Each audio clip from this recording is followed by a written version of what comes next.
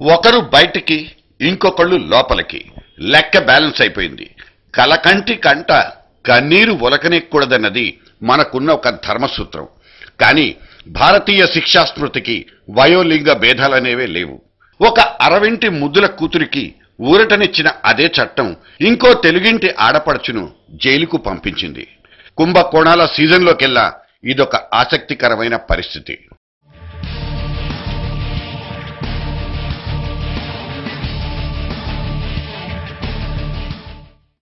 తలా పిడికెడు పంచుకున్న తిలాపాపాల చిట్టాలో తమిళ తాత ముద్దుల తనయ కణిమొళికి కూడా షేరుందన్న అనుమానాలు, ఆరోపణలు ఆమెను 7 నెలల పాటు తిహార్ జైల్లో బంధించేశాయి.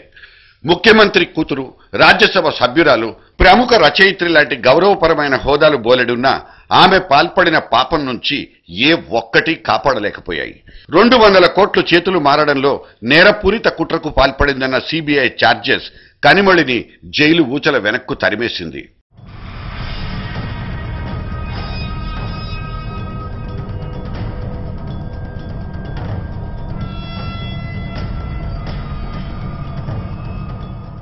పుత్రికా శోకంతో పొగిలి పొగిలి ఏడ్చాడో లేదో తెలియకుండా ఆ తండ్రికున్న నల్ల కళ్లద్దాలు జాగ్రత్త పడ్డాయి.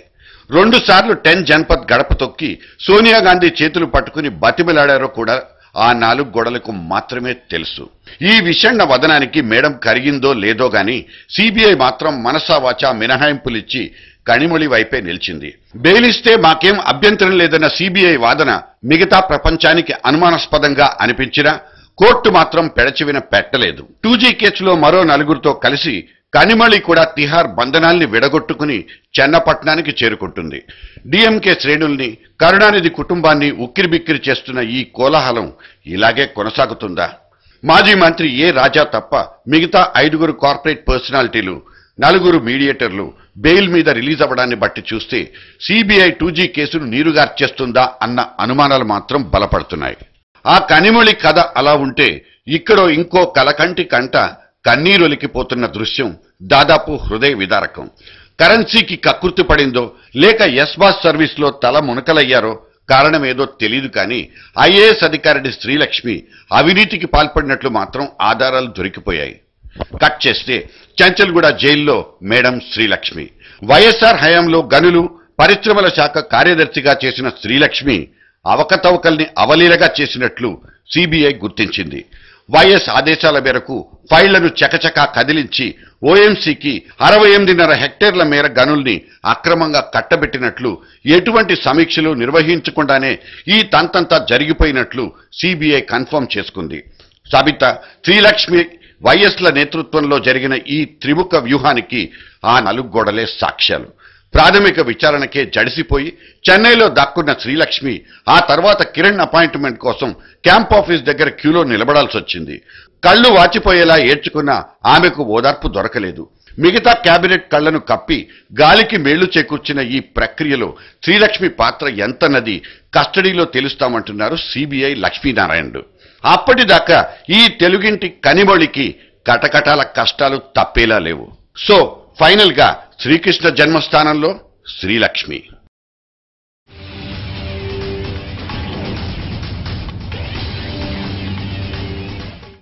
అందరూ దొంగలేనా? అందరూ బజార్లోనే భోంచేస్తున్నారా? అధికారులు, నాయకులు ఇక అంతా అక్కడేనా?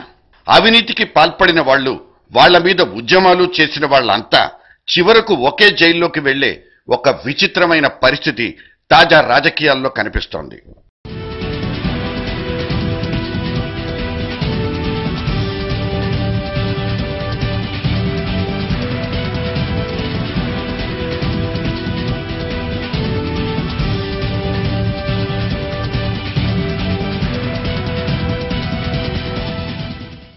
ఈమెను చూడండి.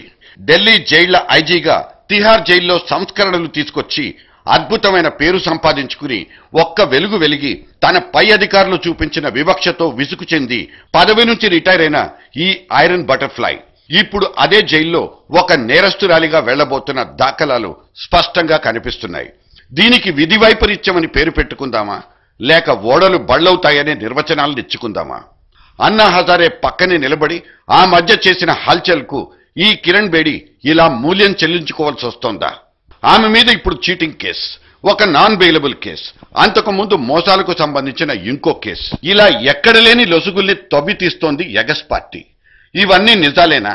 ఆమె ఇంత స్థాయికి దిగజారిపోయిందా అంటూ ప్రశ్నించే పరిస్థితికి ఆమె పక్కనున్న వాళ్లే చేరుకున్నారు.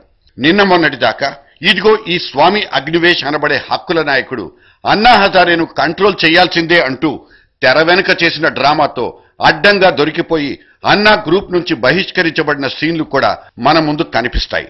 అసలు ఈ స్వామిని దరిదాపుల్లోకి కూడా రానివ్వబోమంటూ చెలరేగిపోయింది ఈ కిరణ్ బేడి. ఇప్పుడు ఆమె కటకటాల్లోకి వెళ్లిపోయే పరిస్థితిని చూసి ఇదే అగ్నివేశ్ ఆమె తన బురదను కడుక్కు రావాల్సిందే అంటూ స్టేట్మెంట్ ఇచ్చేశారు. నిన్న మొన్నటి దాకా నేను తప్పు చేసుంటే క్షమించండి, మీ జట్టులోకి తిరిగి తీసుకోండి అంటూ అన్నా హజారేను బ్రతిమలాడిన ఈ కాషాయ స్వామికి ఇలా కాలం కలిసొచ్చినట్లుంది.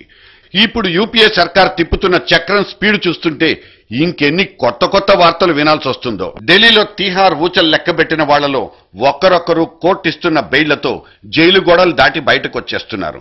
అమర్ సింగ్ ఆరోగ్య కారణాలు చూపించి బెయిలు సంపాదించుకుంటే ఇక 2G స్కామ్లో ఇరుక్కున్న కార్పొరేట్ సంస్థల ఎగ్జిక్యూటివ్లు వేరే కారణాలతో బయటపడ్డారు. ఇక బెయిల్ దొరకడంతో రేపో మాపో కనిమొలి కూడా తన అసోసియేట్ శరత్ కుమార్ తో సహా బయటకొచ్చి చెన్నై ఫ్లైట్ ఎక్కేస్తుంది.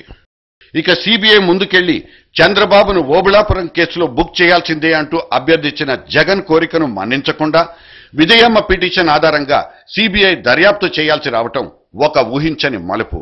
నిన్న మొన్నటి దాకా జగన్ అవినీతి మీద ఉగ్రుడైపోయిన చంద్రబాబు ఇలా డిఫెన్స్ లో పడిపోవడం చూస్తే దీన్ని కూడా ఓడలు బళ్ల సామెత సాపత్యానికి వదిలిపెట్టొచ్చు. ఒక కాంగ్రెస్ మంత్రి జగన్ మీద వేసిన పిటిషన్ ని కోర్టు పరిశీలనలోకి తీసుకుంటే అందులో మమ్మల్ని కూడా ఇంప్లీట్ చేసుకోండి అంటూ ఎర్రన్నాయుడు ద్వారా పిటిషన్ వేయించిన చంద్రబాబు తద్వారా రాజకీయ ప్రయోజనం పొందాలనుకున్న విషయం స్పష్టం. జగన్ ని రాజకీయంగా నియంత్రించడమే చంద్రబాబు ముందున్న ఏకైక ఎజెండాగా మారిపోయింది. జగన్ మీద అవినీతి, అధికార దుర్వినియోగపు అభియోగాల్ని సిబిఐ తేల్చాలంటూ ఇచ్చిన తీర్పుతో మంత్రి శంకర్రావు చేసుకున్న సంబరాల సంగతేమో కానీ చంద్రబాబు మాత్రం తన రొట్టె విరిగి నేతిలో పడినంత సంతోషపడిపోయారు. తన తెలివితేటలే అందుకు దోహదపడ్డాయని ఆయన తమ్ముళ్లకు చెప్పుండొచ్చు. అయితే ఇప్పుడు టేబుళ్లు అడ్డంగా తిరిగి ఆయన మీదకే వచ్చాయని చెప్పుకోక తప్పదు. రేపటి రోజున సిబిఐ ఆఫీస్ చుట్టూ ఆయనతో పాటు ఆయన కుటుంబ సభ్యులు, అనుచరులు కూడా ప్రదక్షిణలు చేయాల్సి ఉంటుంది. దీనికి ఆయన మినహాయింపు కోరవచ్చు. నన్ను మా ఇంట్లోనే విచారించండి అంటూ అభ్యర్థించే అవకాశమూ ఉండొచ్చు. ఇదంతా చూస్తున్న వాళ్లకు మాత్రం కాస్త విచిత్రంగా, వినోదాత్మకంగా కనిపిస్తుంది. రేపటి రోజున ఏదైనా లొసుకులు దొరికితే కోర్టులు విధించే శిక్షలు ఎంత కఠినంగా ఉంటాయో ఇప్పుడు జైళ్లలో మగ్గుతున్న శిబు సోరెన్, మధు కోడా లాంటి వాళ్లను చూస్తే తెలుస్తుంది. తానొక రాష్ట్రానికి ముఖ్యమంత్రిగా పనిచేశానని మినహాయింపు కోరడం సంగతేమో కానీ మొన్న యడ్యూరప్ప జైలుకెళ్లిన దృశ్యాలు చూసిన తర్వాత కోర్టులు అంత దయాదాక్షిణ్యాలు ప్రదర్శించే అవకాశాలు మాత్రం కనిపించడం లేదు. 9 ఏళ్లు ముఖ్యమంత్రిగా పనిచేసిన వ్యక్తి ఏ తప్పు చేయకుండా ఉండి ఉంటారా? వాటిలో 1-2 సీరియస్ లొసుగుల్ని సిబిఐ పట్టుకోలేకుండా ఉంటుందా అన్నది అవతలి పార్టీల్లో కనిపిస్తున్న ఆశ. చంద్రబాబు పైకి మాత్రం ధీమాగా కనిపిస్తున్న రేపటి రోజున ఈ కేసుల గొడవలు, వాటి పర్యవసానాలు తన రాజకీయ ప్రతిష్టకు ఎక్కడ భంగం కలిగిస్తాయనే ఆలోచనలో పడిపోయారు. అసలే ఆయనది అతి ఆలోచన పరత్వం. దానికి తోడు నిర్ణయాలు తీసుకోవడంలో అంతులేని జాప్యం ఇప్పటికే ఆయనకు బోలెడంత చేటు చేసింది. ఆయనకున్న ఈ ఫోబియాతో తెలుగు తమ్ముళ్లు కూడా డీలా పడిపోతున్నారు. ఇక శంకర్రావు అనే ఈ హీరో కమెడియన్ అకస్మాత్తుగా విలనీ క్యారెక్టర్లు పోషించే దౌర్భాగ్యాన్ని కూడా మనం చూడాల్సి రావటం ఇంకో ఓడా బళ్ల సాపత్యం. జగన్ ఎంఆర్ కేసులు వేసి కోర్టు తీర్పుతో సంచలనం సృష్టించిన ఈ మంత్రి హీరో అడపాదడపా తాను ఒక కమెడియన్ అని కూడా ప్రూవ్ చేసుకుంటూనే ఉన్నారు. గల్లీ నుంచి ఢిల్లీ లెవెల్ దాకా అకస్మాత్తుగా పాకిపోయిన ఈయన పరపతి తాను ఓ లోకల్ ఎలక్షన్ లో డబ్బులు తీసుకుని టిక్కెట్లు ఇప్పిస్తానంటూ చేసిన వెధవ పనికి స్టింగ్ ఆపరేషన్ లో అడ్డంగా దొరికిపోవడంతో ఈయన గారిలో ఉన్న విలన్ బయటకొచ్చేశాడు. నోళ్లు వెళ్లబట్టడం మనవంతైంది.